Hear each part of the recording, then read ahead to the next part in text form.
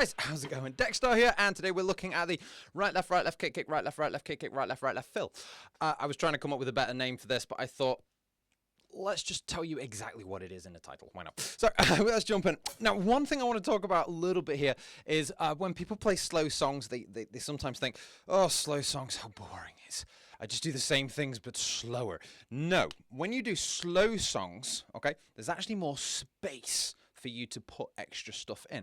So it's not that you always should, but if you're playing a song and you're playing here 1, 2, 1, say you're playing around there, again we're playing eighth notes on the hi-hat there, 1, 2, so there's 2 notes per beat, 2, 1, 2, so you can do 4 notes per beat, 16th notes, 1, E, 3, and 2, 2, 2, forget the count, 1 E and a 2 E and a 4, 1 E and a 2 and a 4. So people kind of fill there and it's like, oh, that still feels kind of slow. Well, you could go into 16th note triplets, which is 6 notes per beat, 1, 2, so still really slow, but those fills sound a lot quicker. So it's the same speed, but we're fitting more notes in between the beats. 1, 2, 1, 2, 3, 4, 5, 6, 1, 2, 3, 4, 5, 6. Can't count that fast. So that's 16th note triplets. Or you can go into 32nd notes, which is 8 notes per beat. So if you're playing 1, 2, 3, so your fill could be 1, 2, 3, 4, 1, 2, 3, 4, 5, 6, 7, 8. I can't even count that fast, but 1, 2. There's actually a lot of notes that you can fit within that. And this fill just here, you can see all those dots are joined together with 3 lines, meaning it's 32nd notes, which is 8 notes per beat. Dex, there's a lot of theory in this lesson. It's fine. Stick with it, you'll get it. So, but the moral of the story is, the slower the song, the faster the note rate you can fit in there. That's the key. So if you're playing something slow here, this fill will fit in there beautifully. And as it says in the title, we're just going to be playing, it's technically a 6-6-4 we're playing. We're playing right, left on the first tom, coming down to the snare drum, followed by kick, kick. That's 6 notes. Right, left, kick, kick. And we're going to do that again. Right, left, kick, kick. And then to finish off, we're going to go right hand on the snare, left hand on the rack tom, right hand, floor tom, left hand, floor tom. Right, left. And that finishes it off. 6 add 6 add 4 equals 16, which in 32nd notes is half a bar. Maths. But that's the fill just there. Right, left, kick, kick. Right, left, kick, kick. Right, left. And then we're going to practice going into just a normal groove. So after you've done that right, left, you've got a crash cymbal and a bass drum together. Back to a hi-hat, snare drum, hi-hat, and hi-hat. And if you look in the notation, you can see that second half of this measure just here looks like there's big gaps between them compared to the first half. And that's because we're going from 32nd notes, which is 8 notes per beat, into 8th notes, which is 2 notes per beat. So there's a lot less notes going on. So that's usually the problem with slow songs. People are like, oh man, super slow. But you can just fit more stuff in. Again, doesn't mean you should. If you try this in a lot of songs, you'll probably get sacked. But that's up to you guys, but you'll have fun in the process. Right, anyway, so practicing this, though, I want you to start with the fill. So then try and get into that slow groove.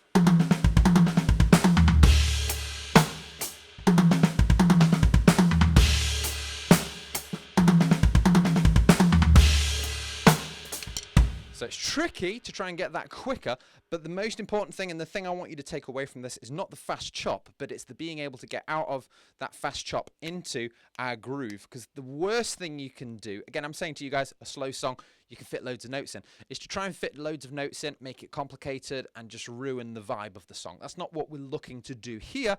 I'm just giving you something to try and explore this realm of possibility. Just because it's possible doesn't mean you should do it. So let's have a look. The best way to do that is playing with a metronome. So if I play with a click at 80 BPM, so we've got 1, 2, 3, 4. So how fast would this fill be? It'll be this, which you can see feels really fast.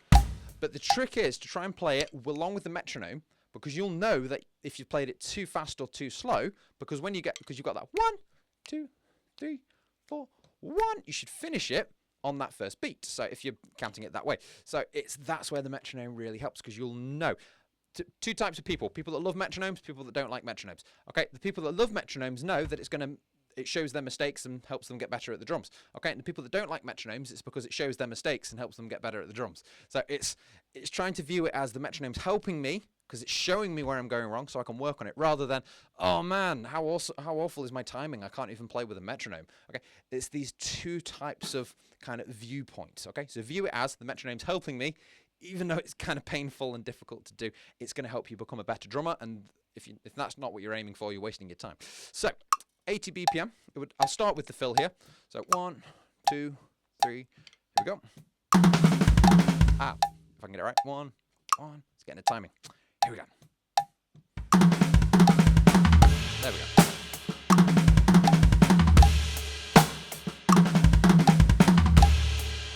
So you can see I've got the tempo there. In with the click. Going for the fill. Here we go. Nailed it. I'm trying to finish that crash on the click. If I go too fast or too slow, it will finish all wrong.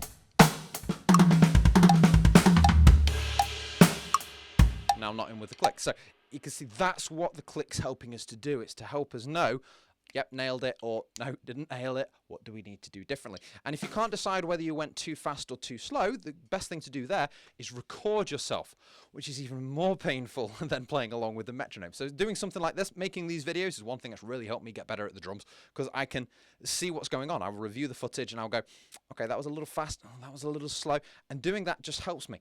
Once you get past that, oh, is that how I sound? Oh, I don't want to hear myself play.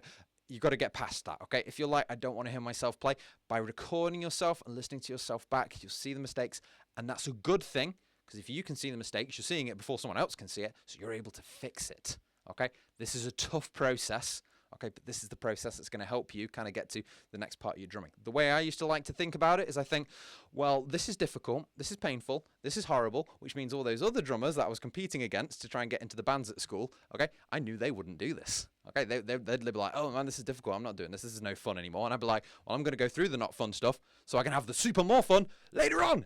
It's an investment, so it's worth looking into. So anyway, I'm going to do a short solo now, just demonstrating that in a few different ways. And again, if you're interested in this kind of thing, again, you can check out some of my courses. I've got one that kind of goes into the foundations of this kind of linear drumming and gives you some more slightly painful exercises that are going to really make your drumming so much better. So again, it's worth the investment. If you're willing to do that, again, check out the channel membership stuff. There's a lot of good stuff there. Also, you get video response lessons with me where you can film yourself, send it over to me, I can review it and help you out, which again is also in some cases painful, because it's like, oh, I'm always kind, but it's like, oh man, I'm going to send this to Dex, he's going to tell me what I do wrong. I'm not going to tell you what you do wrong, I'm going to tell you how to get better. It's all about the perspective, it's all about the viewpoint. And again, that's all part of the membership. So anyway, jumping in, let's see what we've got.